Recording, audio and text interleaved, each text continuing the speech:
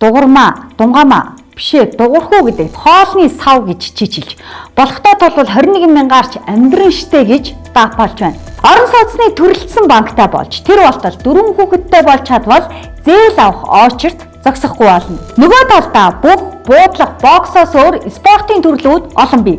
Өмсөн зүйлснээ голох нэгэн байхад бэлтгэл хийгч талбайгүй хаалганы гадна үлдсэн хидч байна.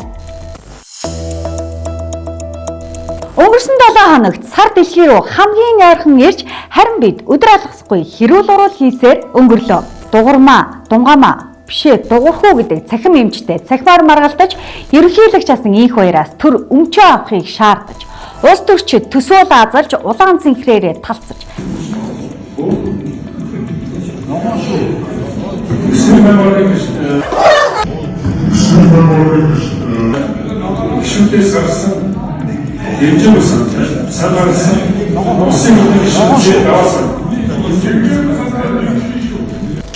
ногоон шүү гэж хэлж байгаа нэг бичгийг өгсөн.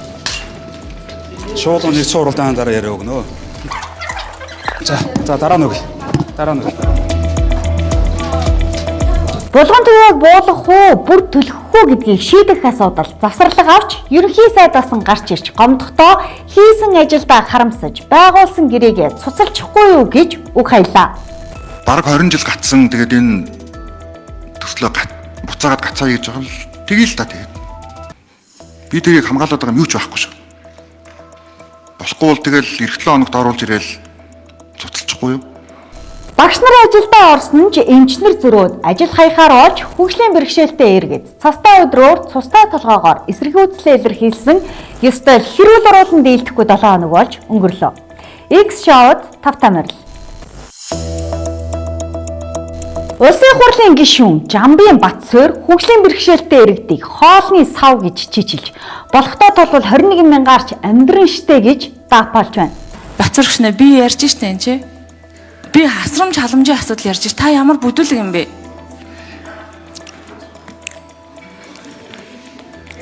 Дандаа идэж ууж явах юм ярьж ингэж юу гэсэн үг юм? Өвцөн хүмүүсийн асуудал ярьж байна. Таны гэр бүл бүгдээрээ эрүүл юм уу?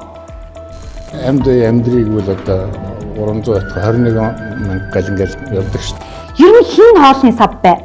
Амьдрахын тулд өдөр бүр хичээж, зүтгэж, хөлсөө урсгаж, өвчнөдөө шаналт суугаад хідүү.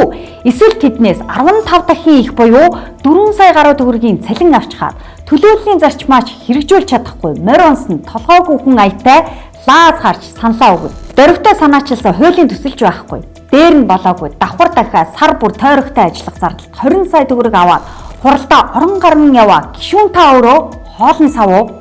Эрхэм гишүүн та өөрөө 21,000-аар нэг амьдрах гээд үзэх үү? Яах вэ? Монгол улсын амжиргааны баталгаажих төвшин 495,000.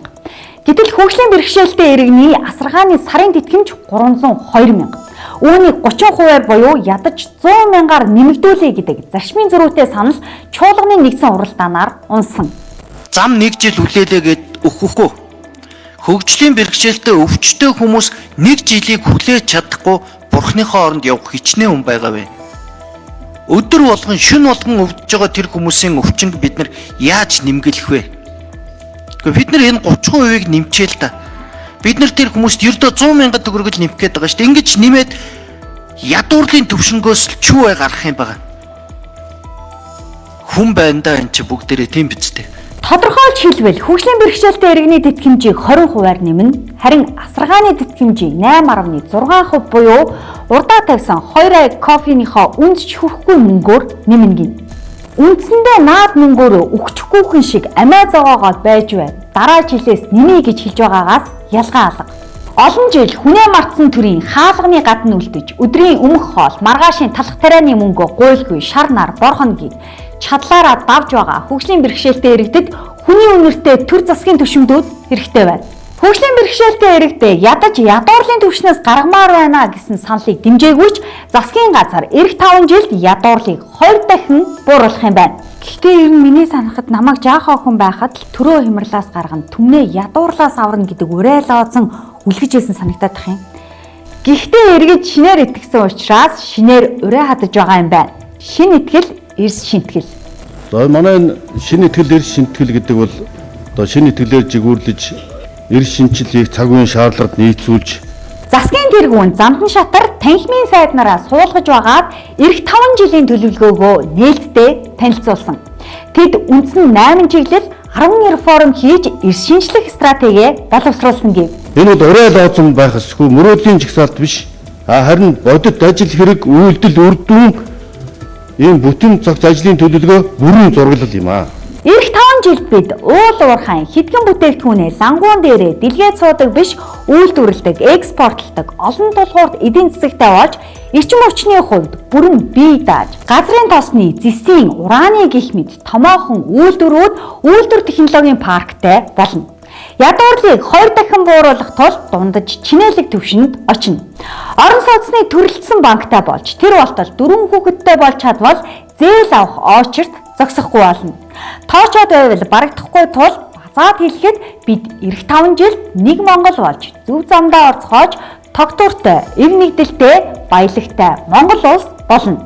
За ингээд 5 жилийн дараах Монгол улс бол доктортой төр засагтай, доктортой хөгжилтэй ийм Монгол улс, эв санааны нэгдэлтэй, нийгмийн эв санааны нэгдэл харьцангуй хангалтсан Монгол, баялагтай эзэн Монгол, баялагтай Монгол, баялагын сан бодит өргөжсөн, үндэсний Монгол, эх оронч Монгол, Монгол бахархал үе уламжлаа дээдлсэн дэлхийн түвшний боловсролтой Монгол гэсэн ийм үр дүнг бид харж байгаа. Хамгийн гол нь өдтэй ямаа таргалдаггүй жишгээр бид эхлээд арилгач паразитуудаас салах ёстой гэдгийг ерөнхий сайд маань онцоллоо. Өтөө юмаа таргалдаг гэж би хэлсэн шүү дээ. Өтний бол авилгал юм. Паразитууд шивээд байхаар яаж эдийн засаг таргалах вэ? Энэ өргөж нардыг гэдэгт яаж хөрөх вэ? Энэ чиглэлээр бодтой хийж байгаа ажлууд бол хууль хэлтийн байгууллагууд авилгатай тэмцэх үндэсний хөтөлбөрийг эрчимжүүлэх, хууль зүйн дотоод хэргийн сайдаар ахлуулсан 3 чад ажлын хэсэг байгуулагдаж ажиллаж байгаа. За энэ чиглэлээр ажлыг хөтөлбөрүүлэх тусгай ажлын хэсгүүд ажиллаж байгаа. За мэдээж бид нар бол нөгөө хэрэг төвөөр яриад байдаг албан тушаалтнууд биш. Бидний улс төрийн хүсэл зорилгоо бид илэрхийлж байгаа. Тамирчид ээлж дараагаараа шүгэл биш бүрээ үлээцгээж байна. Эх орныхоо нэрийг дэлхийн дивжээнд тамгалж, Монгол гэсэн 6 үсгийг дэлхийн жихэнд дуусгаж яваа тамирчдын хөлс хүч үнгүүдэж байна. Мэргэжлийн холбоод нь тамирчдынхаа өмнөөс төсөв зардлыг нь авч хаад гадаа хоноож, гудамд лаа зөвшөглүүлдэг. Тамирчдынхаа квотоор визний 8 хийдэг, мэдүүлэг хураамжийг нь хоцроодог, эрхийг нь хасуулдаг гэд гашуун туршлагууд олон байна. Нөгөө талдаа бүх буудлах боксоос өөр спортын төрлүүд олон бий. Өмссөн зүйлснээ голох нэгэн байхад бэлтгэл хийгч талбайгүй хаалганы гадна үлдсэн хэд ч байна. Тишүүрээ спортын олон улсын хэмжээний мастер Сумья энэ спортод өөрийн амьдрал, хөлс хүч, цаг минут бүрээ зориулсан хэдий ч тамирчдын хангамж байхгүй дээр хил амаар ирэмдэглүүлсээр төвчээр алдаач их спортоо орхисон ч өөрийнх нь яг араас алхаж буй дүү нартаа тийм зовлон амсуулахыг хүсээгүүдээ олон нийтэд хандаж бүрээ үлээж байна. Тишүүрийн холбоо он гарсаар улсын төсвөөс тамирчдын тэмцээн уралдааны зардалд нийт 257 сая 571 мянга 883 төгрөгийг авч хаад төсөв мөнгө байхгүй одоо яв гэж хэлээд тэмцээн уралдаанд нь ч оролцоололгүй айлын бүлтгэр огтныг хөөж явуулаад Европт лаа зөвшөглүүлж яваа юм байна. Дэлхийн цамын нэр хийгээгүй байхад нь дэлхийн цамд оролцсон гэд тамирчдынхаа нэрийг бариад төсвийг нь бол аваад тусалчихсан юм байна. Тамирчид шүгэл биш бүрээ үлээж байна. Бүрээн дууг анхаарах эвертэн дуурайтан байгаа гэдэгт найдаж байна. X шоутай хамт байсан эрхэм үзэгч та бүхэндээ баярлалаа.